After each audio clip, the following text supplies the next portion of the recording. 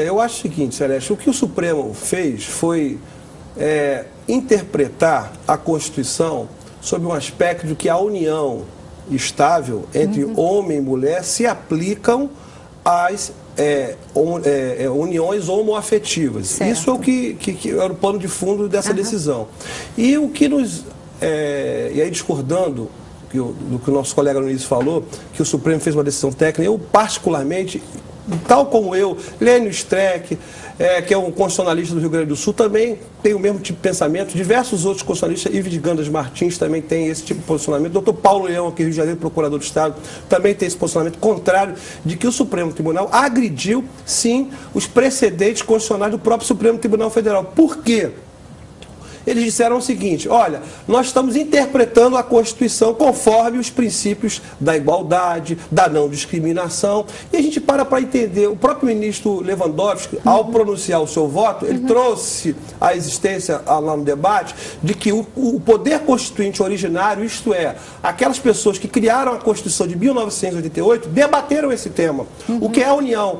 É estável. A união estável para efeitos de família é homem e mulher. Eu estou falando sobre princípio constitucional. E ele trouxe apenas. Então, em 1988, quando esta Constituição foi formada, debateu-se e colocou no artigo 226, parágrafo 3º, que união estável era homem e mulher. Em 88. 6 anos depois, criou-se o Instituto da União Estável, em 96, dizendo, olha, a união estável é entre homem e mulher.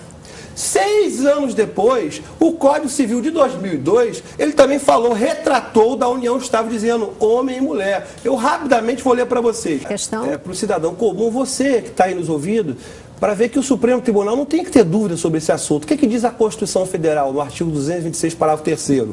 Para efeito de proteção do Estado, é reconhecida a união estável entre homem e mulher como entidade familiar, devendo a lei facilitar a sua conversão. Isso em 1988. Em 96, veio a Lei da União Estável e replicou o mesmo artigo. O Código Civil de 2002, 6 anos depois, também diz: o casamento se realiza no momento em que homem e mulher manifestam perante o juiz a sua vontade. O artigo 1517 também fala: o homem e a mulher com 16 anos podem casar-se. Aí vem aonde o Supremo Tribunal Federal declarou inconstitucional o artigo. Ele diz que o artigo 1723 é reconhecida como entidade familiar estável entre homem e mulher, configurada na convivência pública, contínua e duradoura, estabelecida com o objetivo de constituição de família.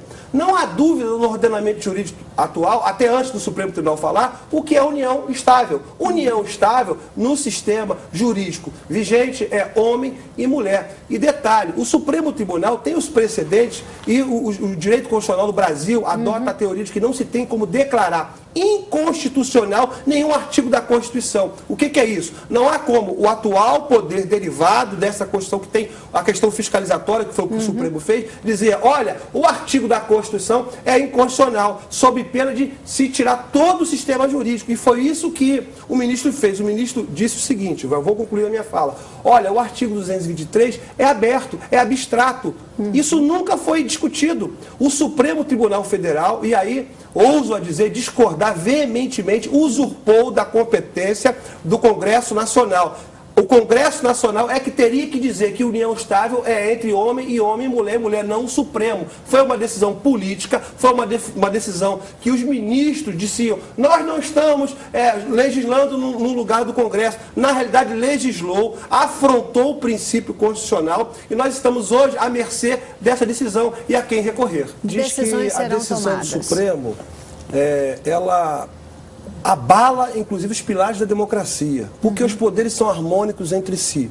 De repente, o Poder Judiciário, ele entra num vazio aparentemente legislativo, que, no meu ponto de vista, não havia vazio legislativo, porque a união estável é clara. A questão é, o fato social existe, os homossexuais estão articulados na imprensa, estão se mobilizando, estão. Então, que eles mobilizem o Congresso, que é uma coisa plural, para modificar. Aí vem o Supremo, no clamor da pressão popular, ele avilta os poderes do Congresso Nacional e define, olha, eu interpreto dessa forma. forma.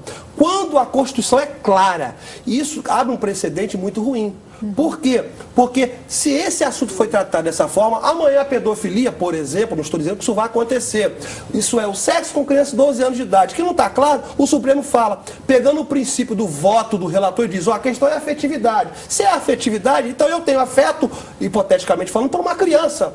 E aí eu pego o princípio de York-Carta, que a ONU aprovou isso em 2007, que fala que a idade sexual da criança, quando ela conhece a sua sexualidade, pode ser com uma criança de 5 anos de idade, e fala, pelo afeto eu posso ter essa relação sexual. E o Supremo vai definir, olha, o afeto interpretado à luz da Constituição é permitido. O Supremo está sendo o quê?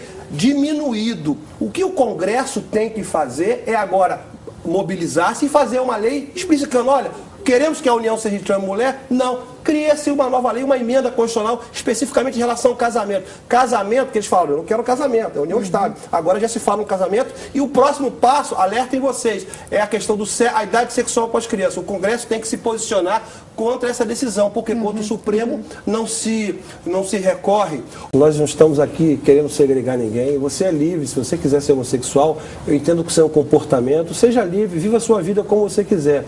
Um dia você vai dar diante do juiz, que é o grande criador, e você vai resolver com ele essa questão.